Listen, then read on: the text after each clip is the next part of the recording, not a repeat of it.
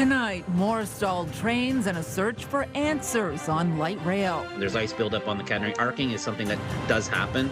It's when it's extreme and prolonged that it creates this problem. Could shutting it down altogether be a possibility when freezing rain is forecast? One of the best times of the year for families. We're just going on a family fun ski trip to Newfoundland, Marble Mountain. Lining up and getting out. March break gets underway and travel ramps up. And rest, relaxation, and shopping. It's called Family Day for a reason. It's not Let's Go Shopping Day. Should stores be allowed to open on Family Day and Victoria Day? New legislation that could make that happen before the May long weekend.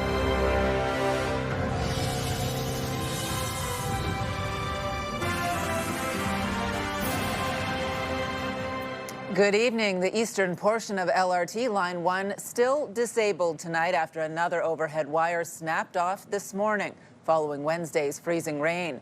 And now OC Transpo admits during sustained ice events it may have to shut down the train in advance as a precaution. CTV's Kimberly Fowler is outside Blair Station where the latest issue happened this morning. Kimberly.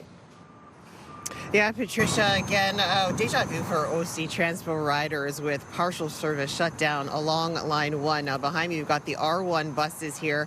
They're taking the overflow of people. We've seen hundreds, if not more, pack on and off of these buses throughout the past hour or so that we've been here. The full service was expected to resume this morning after issues were fixed that stemmed from Wednesday's freezing rainstorm, but now new issues. If you take a look, this is as close as we can get to the train that is stalled here at Blair Station. And if you take a look at the wires overhead, the lowest one, you can see there's a little bit of slack there. This is the new issue. Another overhead wire broke off on top of this train that's here at Blair Station. And these latest issues now have OC Transpo considering shutting down the entire LRT ahead of any future freezing rainstorms in the forecast. Every single day I'm getting closer and closer just buying a car. Josh Smith's commute from the city's west end to Blair Station is nearly twice as long with LRT Line 1 partially shut down. And they kept on making announcements. There's issues on the tracks. There's issues on the tracks. We're going to get moving soon. After 20 minutes, we get one station further. It's delayed there again. Full service was expected to resume Friday morning, but now there are new problems. I have completely given up on OC Transpo. On Wednesday, an overhead power line sparked and broke off during the freezing rainstorm. Crews completed those repairs. But then Friday morning, 2 more power issues and 3 stopped trains and one near Blair Station where another overhead wire snapped, forcing OC Transpo to keep the entire eastern portion closed. When we're dealing with weather conditions and, when there's ice buildup on the catenary, arcing is something that does happen. It's when it's extreme and prolonged that it creates this problem. OC Transpo says while it tried to prevent this from happening, the measures didn't work. It's now considering possibly shutting down the line during future freezing rainstorms. Shutting down the service is not something we take lightly, but if it means, we avoid these types of situations where we're down for extended periods of time, that's something that we need to consider. Meantime, disruptions creating chaos during the morning commute with replacement buses running. Line 1 is currently not operating.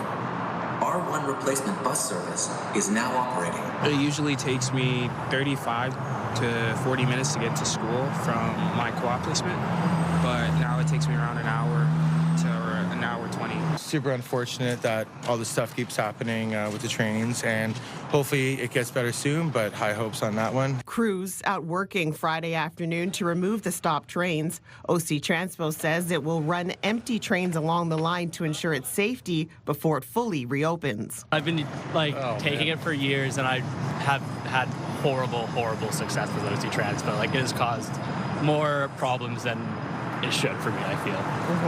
I don't think I've ever had faith in them since I moved to this city.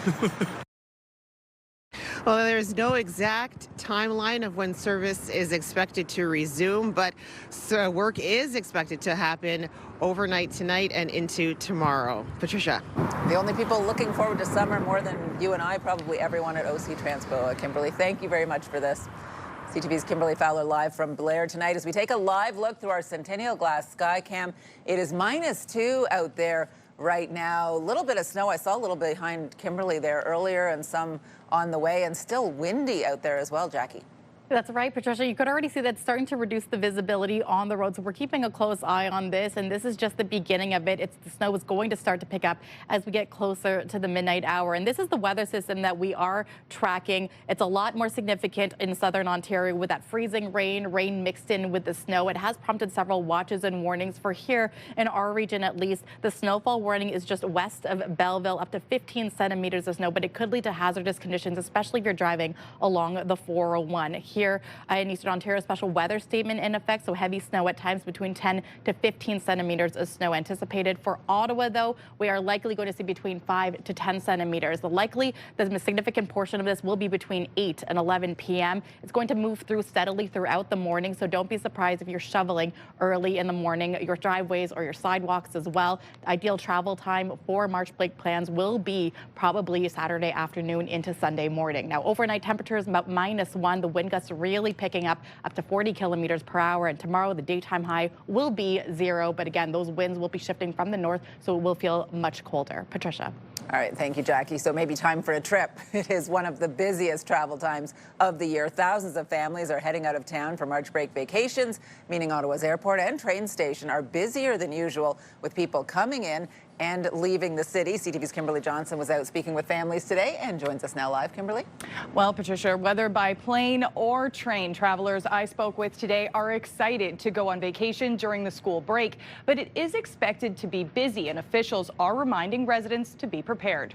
At Ottawa's busy Via Rail station, travelers lining up to head out of town for March break. To get away from the city for March break, for his break. Me as well. Winter's been tough here, so it's time to get away. While others say Ottawa is the major destination. We're coming from Toronto, getting ready to go to see Carleton. Via Rail says the Quebec City to Windsor corridor will be busy during the next week, and some trains are running at near capacity. We are visiting my sister. She lives here in Ottawa. She is eager to see us. This family visiting from Toronto, using the break to take in museums and activities in the nation's capital. Break their routine. I think that's why March is important. March break for the kids to do different things. At the Ottawa airport, officials say sunny destinations are among the most popular this March break. We booked it last night around 10 p.m. So it took us about an hour and a bit to pack our bags. So it really is a last minute thing. A rushed morning for Gabriel Dadu and his family after they decide last minute to go to Puerto Vallarta, Mexico. It's spring break for my young guy here. It's been a little while since we've taken a vacation. Very excited to get away and just enjoy some sun and take advantage. Toronto's Pearson Airport is expecting 1.7 million travelers for March break, but things are off to a bit of a rough start, with a snowstorm causing dozens of delays and cancellations Friday. And with the snow in the forecast for Ottawa, airport authorities here are reminding families to leave plenty of time to get through security and check your flight status before you leave home. We're just going on a family fun ski trip to Newfoundland, Marble Mountain. We are headed to Phoenix. So it's March break, so kids wanted a break from the snowy weather in Halifax. To Los Angeles. BC, and then to Washington tomorrow, and then back to BC, then back to Washington. 10 days of travel. Another tip, if you're among those heading out over the next few days, travel officials are reminding you to be sure to come prepared with travel documents ready, including packing a passport for international travel. Bringing your kids' passports too. All right, CTV's Kimberly Johnson live for us tonight. Thank you. Well, there will likely be fewer Canadians heading to the U.S. this March break. According to a new survey from Nanos Research for CTV News, 43% of Canadians say they're less likely to travel to the States this year compared with last year. 38% of respondents say they don't vacation in the U.S. in general. 14% say they plan on vacationing just the same, while just 4% say they are likely to spend more time south of the border. And anyone heading out on a road trip for March break can expect some pain at the pump. Gas prices are expected to continue rising in the coming days. Prices jumped around 6 cents overnight, with many stations in the capital hovering between $1.56 and $1.58 today. And experts say prices are expected to rise another 7 cents overnight and another 4 on Sunday. Meantime, the conflict in the Middle East is showing no signs of slowing down as the number of deaths and the knock-on effects to the global economy continue to mount. The U.S. says it's now hit more than 15,000 targets and suggests Iran's new supreme leader was wounded much more seriously in those initial strikes against the regime. Here's CTV's Joy Melvin. With casualties mounting, recognizing the cost of this war, a somber moment for the 6 U.S. service members killed in that refueling crash in western Iraq. Please keep these brave airmen, their families, friends, and units in your thoughts. From the U.S. Secretary of War, more bravado, suggesting Iran's new supreme leader, who's not been seen since the first airstrikes, is desperate and in hiding. They've gone underground, cowering. That's what rats do. We know the new so-called not-so-supreme leader is wounded and likely disfigured. And with oil tankers on fire, Pete Hegseth dismissed fears about oil disruptions through the Strait of Hormuz, effectively blocked by Iran. As the world is seeing, they are exercising sheer desperation in the Straits of Hormuz. Something we're dealing with, we have been dealing with it, and don't need to worry about it. Americans are worried about it, feeling the impact of soaring gas and now food prices. It's short-term pain, says the U.S. president, in exchange for a nuclear-free Iran, telling Fox News Radio. We are decimating them. We've knocked out most of their missiles. We've knocked out many of their drones. We're hitting them harder than anybody's been hit since World War II. And with shifting timelines and declarations of victory already, the president gave another benchmark when he'll know the war is over. When it's over, this is going to bounce right back so fast. When are you going to know when it's over? When I feel it in my bones. The president insists on unconditional surrender from Iran in a war that has taken thousands of lives already and cost the U.S. more than $11 billion in just the first 6 days. Joy Malbin, CTV News, Washington. Stay with CTV News for continuing coverage of the war in Iran. For updates on radio, tune in to News Talk 580 CFRA and CTV News Channel. Still ahead, getting here from there, not so easy. Why many Rockland residents say they feel cut off from the city and need some kind of public transit option to stay connected. That story coming up. A worker was injured this morning on Parliament Hill at Centre Block while working in a construction area at the site. The male worker had to be hoisted by a crane to a waiting ambulance. Ottawa paramedics say the worker suffered blunt force trauma around 8 a.m., but the injuries are not considered life-threatening. The worker was in an area of the site that was difficult to access with a stretcher. The crane operator allowed us to load all our equipment into a very large steel box that was hoisted all the way to the patient as our paramedics made their way on foot.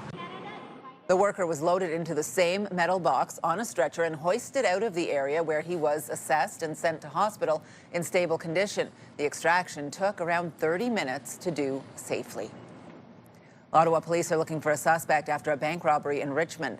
Police say a man entered a bank near the corner of Perth Street and Shea Road with a large knife. This happened last Thursday. He demanded cash. Staff complied. The suspect fled with an undisclosed amount of money. He was driving a white Volkswagen. Investigators want to hear from anyone who was driving in the area of Shea Road on the afternoon of March 5th. Police are also looking for the public's help identifying a suspect in an alleged sexual assault last November. Police say it happened at a business on March Road near Maxwell Bridge Road around 4 p.m. on November 29th. The suspect is described as an East Indian man around 30 to 40 years old with a salt and pepper beard. At the time, he was wearing a black turban, a plaid jacket, and black jeans. Well, it's an offer of admission for a 3-year-old, and it's a wonderful resolution for a family who'd been struggling to enroll their younger child at their local French public school. As CTV Ottawa reported Wednesday, the Ottawa French Public Board had agreed to make an exception and assess 3-year-old Grace for admission to her neighborhood school, even though those decisions typically hinge on the eligibility of the eldest child. In this family's case, the older child has a brain tumor and limited language skills. A spokesperson for the board letting us know today that Grace will now be allowed to enroll for September.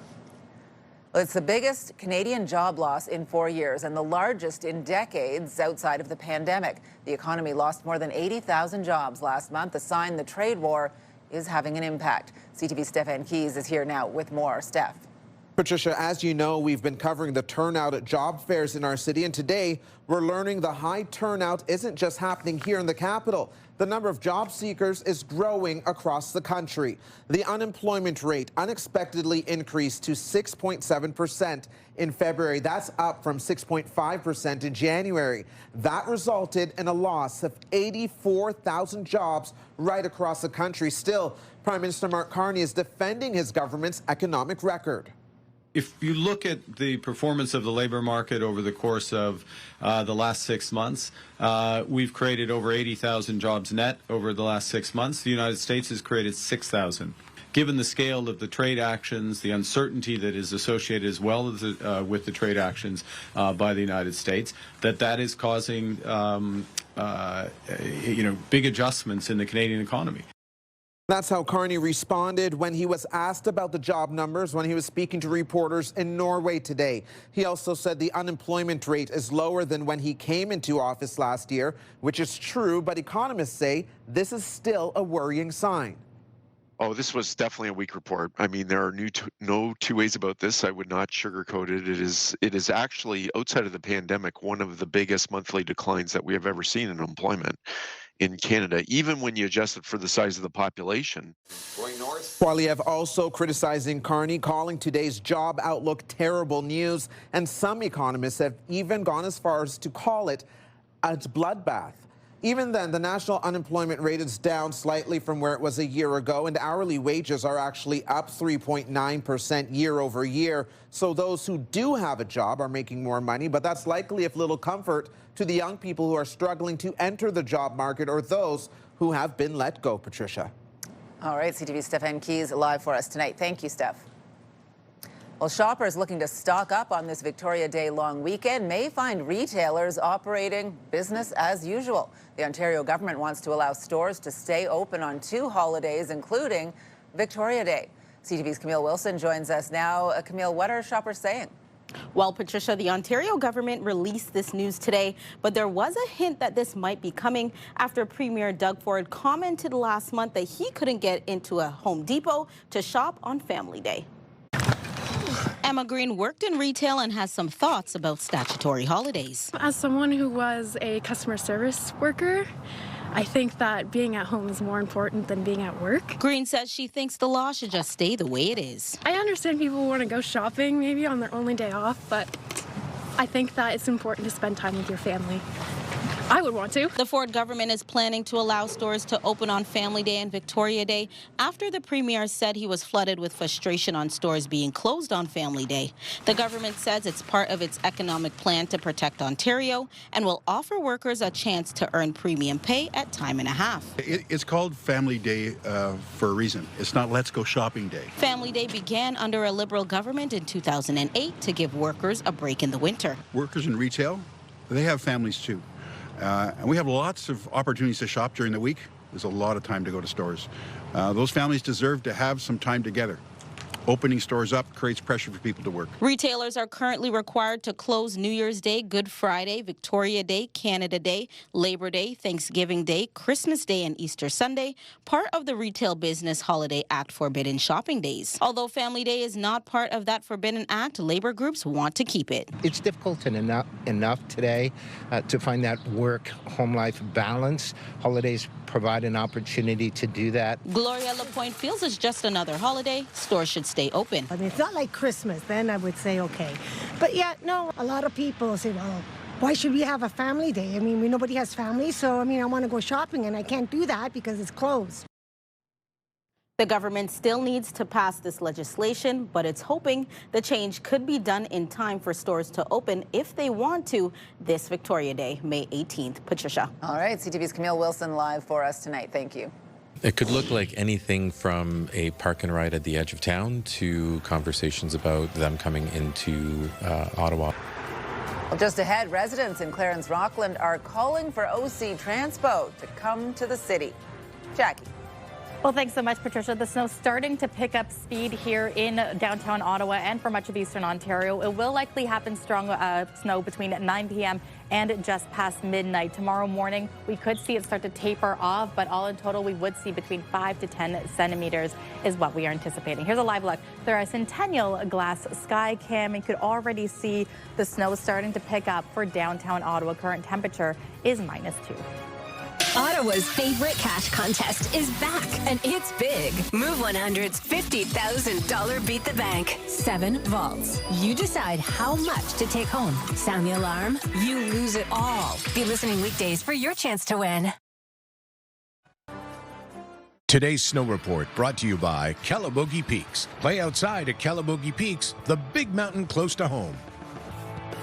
All right, here are today's ski conditions. We are getting some new snow on the way, so it should be a pretty good weekend out there at Calabogie. All 3 lifts are operating and most of the runs also available. Taking a look elsewhere in the region, 2 of 4 lifts at Borlage and 9 runs at Camp Fortune, 5 of 7 lifts and 17 runs at Edelweiss, 2 lifts, 14 runs, and at Mont Cascade, 3 lifts are operating, 10 runs available to skiers and snowboarders. Hi from the peaks. Come play where big days make big smiles. We get an A+ for adventure.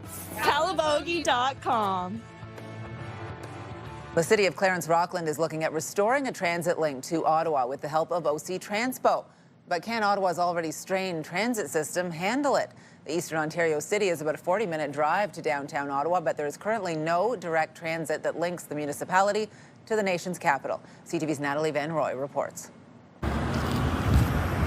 Clarence Rockland resident Lorraine Roy says it's difficult to get around without a car. I know lots of people that don't have a car over here.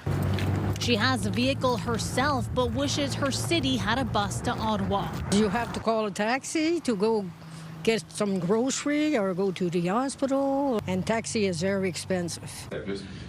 Clarence Rockland City Council wants to start discussions with the City of Ottawa to see if a link is possible with OC Transpo. Mayor Mario Zanth says the area used to have a Leduc bus line, but now the city is reaching out to Ottawa. Our goal right now is to look at options ranging from intercity to links to the train. Obviously OC Transpo fits into that, conversation. It could look like anything from a park and ride at the edge of town to conversations about them coming into Ottawa. While it's still early to decide how it's funded, it's welcome news for the area. We used to have buses going back and forth. Now we don't. I don't really travel to Ottawa much, but it would be nice to have it back. Zanth says the city may decide next month. But everyone on council is pretty much in favor of starting discussions. Natalie Van Roy, CTV News, Clarence Rockland. Well, we cannot escape winter yet. After Wednesday's freezing rain, now it is snowing. Bruce Pitt still covered in ice. Skies were blue today, but the snow has started, is expected to continue overnight. Which do you like better? I think I'll take the snow after the freezing rain, but I'd be okay without either of them. All the same. I was going to say, will you take the rain if it gives you warmer conditions? Like on Monday? Like on Monday? Yes, that's absolutely. A big tease. Sign me up for that. Okay, well, we'll have that to look forward to. But yes, we got to get through this snow. Right now, temperature sitting around -3. We did see a daytime high about 1 degree, but as we have mentioned, the snow is starting to move through. This is a closer look at what we expect for the next 12 hours. The snow really starting to pick up just after 7 o'clock, and it is between this time and around 4 a.m. that we will see between 5 to 10 centimeters of snow really moving through the Ottawa area. Some parts of Eastern Ontario could see up to 15 centimeters as well. It's not only that, the wind gusts are really going to start to pick up too. So this is going to reduce visibility, create some localized snow blowing around the roads as well. So keep an eye on this. 7 a.m. it is going to start to taper off, but we could still see an additional 1 to 3 centimeters in the morning. By the time Saturday afternoon rolls around, the system will have moved through, but by Sunday evening or the early afternoon, we are going to see another system move through, bringing much more snow and perhaps some freezing rain as well, depending on how warm we get set for Sunday. Let's take a look at tonight's temperatures for the overnight lows, sitting around the freezing mark. So 0 along the Seaway, -1 here in Ottawa, -3 in Kittigan-Zibi, and about -4 in Gatineau and Montreal, sitting around -1. So temperature-wise, we are around seasonal, not much changing. We are still sitting around the freezing mark for our daytime highs between -2 and about 1 degree. However, we are seeing some wind gusts move through, so this will feel much colder as well. Now, the 7-day forecast is brought to you by Davidson Hearing Aid Centers, celebrating over 80 years in family business. So Saturday, daytime high about 1 to 3 centimeters. That's going to be in the morning, mainly cloudy skies for Saturday evening. So if you want to start your March break plans, you want to travel outside the city, that's the ideal time to do it into Sunday morning, because by Sunday afternoon, we could see an additional 1 to 3 centimeters of snow. Daytime high will be -2. And then Monday, 15 degrees. That is not a mistake. 15 degrees is the anticipated daytime high, but it will bring some showers moving in. Early forecast showing between 5 to 10 millimeters of rain, and it will be short-lived because by Tuesday, we will not have patio weather or patio temperatures for St. Patrick's Day. We're getting back down to -3 with a chance of some flurries. Patricia. That's almost cruel. 15 degrees and right back down. I will do a patio with an umbrella, though. I can do it. With -3? Umbrella in one hand. No, on Monday. On Monday, Drink in the early. other. Okay, I like it. Thanks, Jackie. This government has probably been one of the most transparent governments in the history of Ontario. Well, just ahead, the Ford government looks to keep more government documents secret, leading to concerns about transparency. We have a new pop quiz online tonight. Test your knowledge of the week's news. Take the quiz at ctvnewsottawa.ca. Tonight, a range of reactions in the Middle East. 20 living hostages back home, Palestinian prisoners released. How President Trump described the historic moment during a peace summit. Later on CTV National News. CTV News community and weather anchor Jackie Perez. Weeknights. Well, taking a look at the roads as best you can through our camera, which is getting a little snowy. The roads also seeing a little bit of snow. Visibility somewhat of an issue this evening, so you do want to take it easy out there for the most part. Volume is not a concern. Well, the Ford government is unveiling plans to overhaul Ontario's freedom of information laws. The legislation would keep documents originating from the office of the Premier, his cabinet, and parliamentary assistants out of public view. And critics are sounding the alarm, saying the move will make decision-making less transparent. CTV's Queen's Park Bureau Chief Siobhan Morris reports. It's a shift in Ontario's freedom of information law that will keep more records and decisions in darkness. The government says it's modernizing 40-year-old legislation that doesn't reflect how people connect. We didn't have cell phones. We didn't have cloud computing. We didn't have even email. Email was very new at the time. A bill to be introduced this spring would mean records from the Premier, cabinet ministers, parliamentary assistants, and their offices wouldn't be available to journalists or members of the public. That covers virtually all progressive Conservative MPPs and their staff. This government has probably been one of the most transparent governments in the history of Ontario. The leader of the opposition sees this quite a different way. This is I'll start by saying that.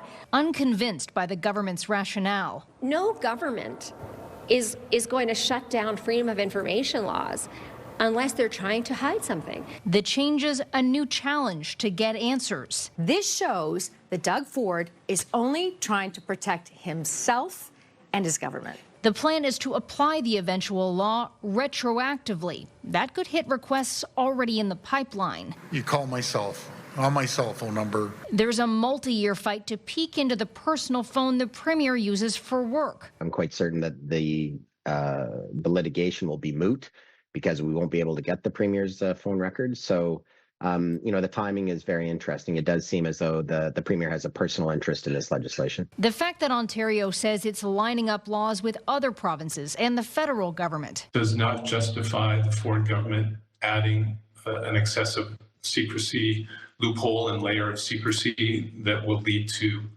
even more corruption, waste of the public's money, and abuses of power. Siobhan Morris, CTV News.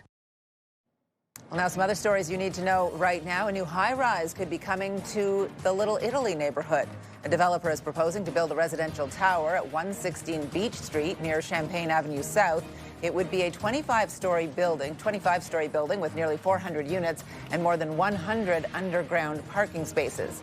The site is currently a 3.5-story apartment building with a surface-level parking lot. The proposal would still have to be approved by a city committee and city council. Obviously really exciting. It's just like 20 minutes from where I grew up, so it'd be awesome and just kind of show the boys around Germany. The Ottawa Senators are going international. The NHL announcing today the team will be playing 2 games in Germany this December. They'll face off against the Chicago Blackhawks twice in Dusseldorf, a short distance from Tim Stützle's hometown. Meantime, the Sens will have a busy weekend with back-to-back games right here in Ottawa. They're hosting the Anaheim Ducks for an afternoon game at 1 p.m. and the Sharks on Sunday at 5. He's also walked a couple of times, and he crushes this one deep to right. Abraham Toro doubles the lead for Canada. Team Canada is set to square off against the U.S. in the quarterfinals of the World Baseball Classic tonight. Canada advanced to the tournament's knockout round for the first time in history with a 7-2 win over Cuba earlier this week. First pitch for tonight's game against Team USA is set for just after 8 p.m. in Houston. Since just before and after the election, he's been trying to change the subject largely, try to get Canadians to focus on other issues that are maybe more domestic in nature. Just ahead, Pierre Poilievre is off to the U.S., his first trip there to discuss trade and tariffs. You're watching CTV News with Patricia Boal. Get the latest live local breaking news. Sign up now for our morning and evening CTV News Ottawa newsletter. The best local content from CTV News, Your Morning Ottawa, and News Talk 580 CFRA. Get it all in one place. Sign up now at ctvnewsottawa.ca. The CTV News Ottawa newsletter is brought to you in part by CAA Business.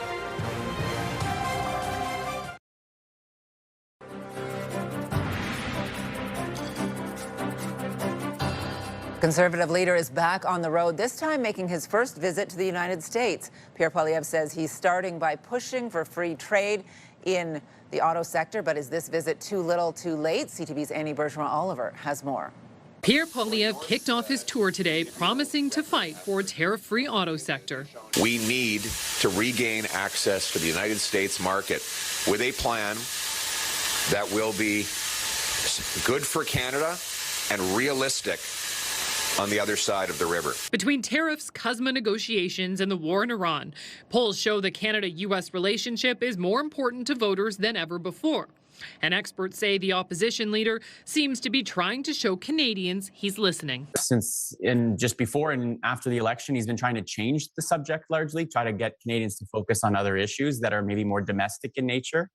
And I think this is an attempt to insert himself into the story in a way he hasn't. And that, some say, is good for Poilievre's personal brand and for Canada as it works to reverse Trump's protectionist trade policies. I think it's good for Pierre Poilievre personally. I think it's good for the country to have people who speak in a slightly different language about world affairs and their ideological predisposition to be in the United States talking about the Canada-U.S. relationship. Poilievre is skipping Washington. I'll leave the negotiating up to our government. Choosing instead to hold meetings with business and political leaders in 3 major states: Texas, New York, and Michigan. He's obviously looking at the polls. He knows how he compares in public opinion to Mark Carney, and he's trying to counter that. Poilievre's visit comes as he tries to regain some of the momentum he had going into the last election before the U.S. president started talking about the annexation of Canada. Annie Bergeron-Oliver, CTV News, Ottawa. Returning now to one of our top stories, the Canadian economy lost about 84,000 jobs last month. BNN Bloomberg's Marilla Fernandez has more on who was impacted most. That kicked the unemployment rate up to 6.7%. The majority of the jobs lost were in the private sector. Young workers are feeling this the most. Employment fell 1.7% for Canadians 15 to 24. Both wholesale and retail jobs were lost. And Quebec lost the most jobs in February, followed by BC. Here are the closing numbers for the day. The Canadian dollar is down to 72.84. West Texas Intermediate is up another $2 to 98.04. Western Canadian Select up close to $8 to 79.96. And the TSX lost another 298 points today. Those are your business headlines. I'm Marilla Fernandez. My parents were on vacation in a hotel when they were found dead in their hotel room. Well, just ahead, many families are packing for March break vacations, but there's one item that is probably not on your list, but could help keep you safe. Those details just ahead. You're watching CTV News with Patricia Boal. Far side pass, and it's a early shot. He scores!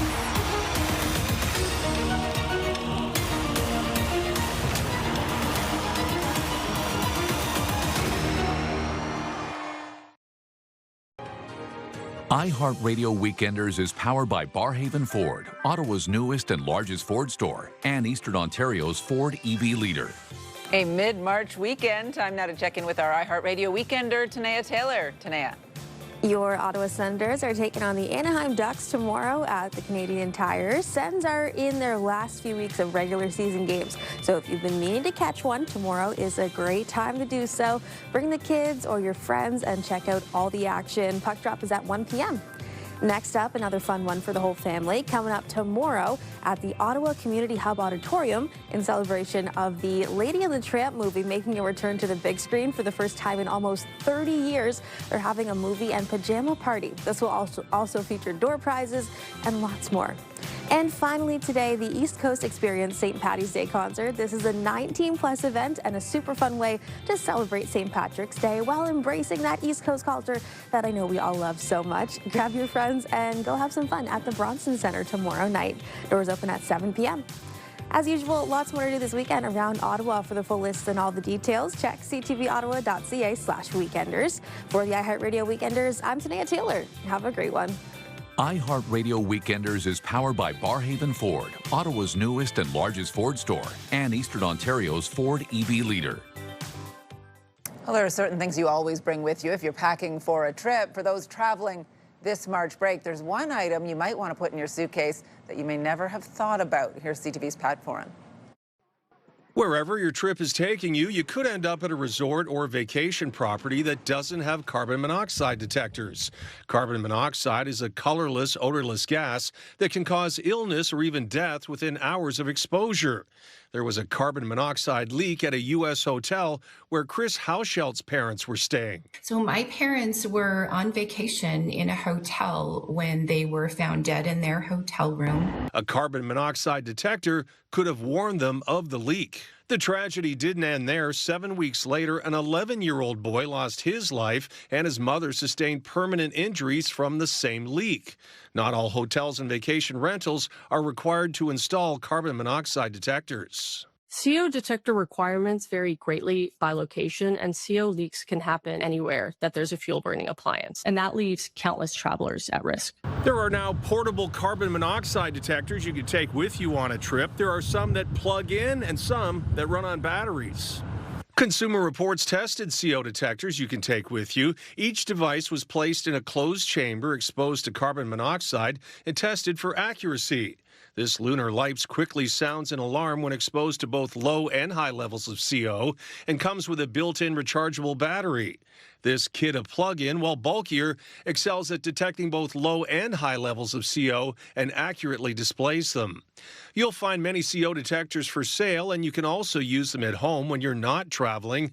After losing her parents, Hauscheltz believes you shouldn't take a trip without one. That is life-saving to be able to take that action on behalf of yourself and your family. An investigation into her parents' deaths found the hotel's pool heater malfunctioned, causing the carbon monoxide leak.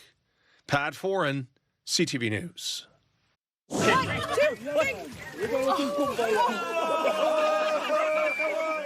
Well, coming up, some Ottawa residents getting a head start on beach season, taking a dip in the frigid waters at Britannia raise money for a local organization. Don't put me down for that. Jackie. Well, thanks so much, Patricia. Much of the snow is moving through in these overnight hours. We're anticipating 5 to 10 centimeters, but don't be surprised if we see an additional 1 to 3 centimeters of snow Saturday morning. Daytime high around the freezing mark, very similar for Sunday. And while we will be mainly cloudy skies in the morning, a chance of snow will be moving in, could bring between 1 to 3 centimeters in the afternoon. Monday, though, temperatures are going to be 15 degrees, but it will include some rainfall. Here's a live look through our Centennial Glass Sky Cam, where the snow is starting to pick up in downtown Ottawa. Again, the brunt of this is coming closer to the 8 o'clock hour, and the current temperature right now is -3.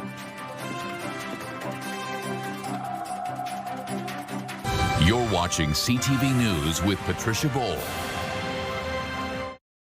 The National Capital Region is jam-packed with incredible experiences you don't want to miss. Hey, I'm Tanea Taylor, your iHeartRadio Weekender, powered by Barrhaven Ford. Get the inside scoop on all the biggest and best events every Thursday, Friday, and Saturday on CTV, Move 100, Pure Country 94, TSN 1200, and News Talk 580 CFRA. iHeartRadio Weekenders is powered by Barrhaven Ford, Ottawa's newest and largest Ford dealership, and Ontario's #1 Ford EV dealer.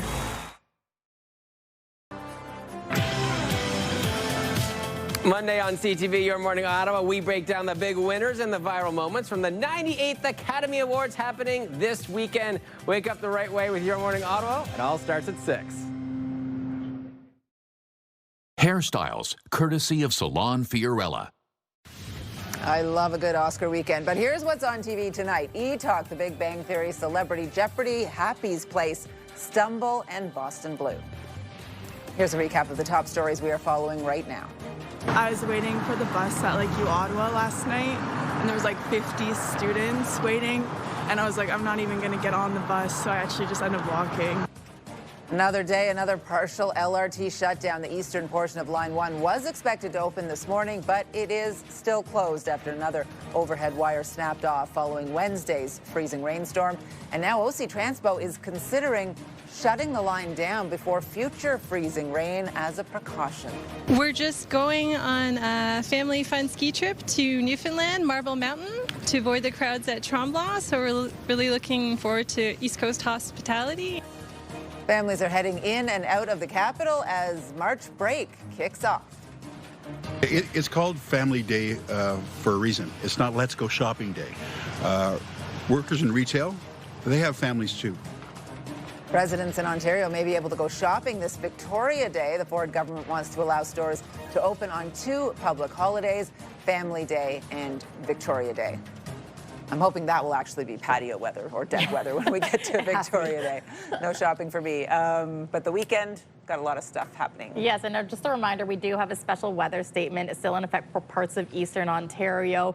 We are anticipating between 10 to 15 centimeters of snow moving through parts of the region. Here in Ottawa, anticipating more between 5 and 10 centimeters, and this is a bulk of the storm going through between 8 to 11 p.m. So don't be surprised to be shoveling off early Saturday morning. It should taper off by 7 a.m., and that will clear the day for mainly cloudy skies. Daytime high around the freezing mark. Sunday, by the afternoon, we could see the return of a little bit of snowfall moving through 1 to 3 centimeters. And as much as we're excited for that 15 degrees on Monday, it will be a wet one, 5 to 10 millimeters anticipated. And boy, does that temperature drop for St. Patrick's Day, -3, the daytime high. But I don't think it's going to deter many people from going out and celebrating.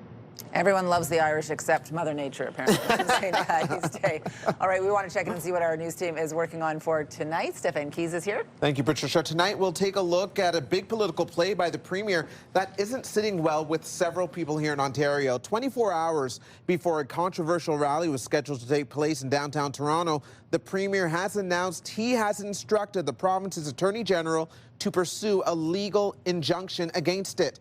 Tomorrow, thousands are expected to gather outside the U.S. consulate to express their support for the Palestinian people and their opposition to Israel, a sensitive topic and a sensitive time, considering the consulate was the target of gunfire this week. But there are those who argue that stopping this protest is a muzzling of free speech. So we'll take a look at that. We'll have that story and more tonight at 11:30, Patricia. All right, thank you, Steph. We'll be watching. And finally for us tonight, Residents braved the cold and took a dip in the Ottawa River today.